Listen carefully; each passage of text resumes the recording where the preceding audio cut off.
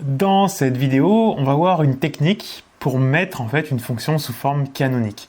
Du moins un polynôme du second degré sous forme canonique. On se rappelle juste, l'intérêt de la forme canonique, c'est que un polynôme, on peut l'avoir sous forme développée, sous forme canonique ou sous forme factorisée. Chacune de ces formes, elle va avoir son avantage.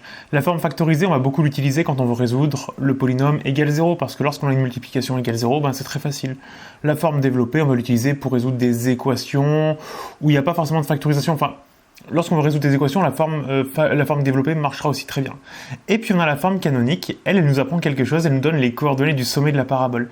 Et donc si on veut faire par exemple les variations de la fonction, et qu'on a la forme canonique, avec les sommets de la parabole, on pourra les faire facilement.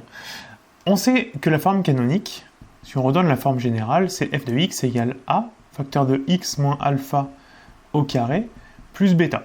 Alors dans votre cours, vous avez eu alpha c'est moins b sur 2a, et puis bêta, c'est f de alpha.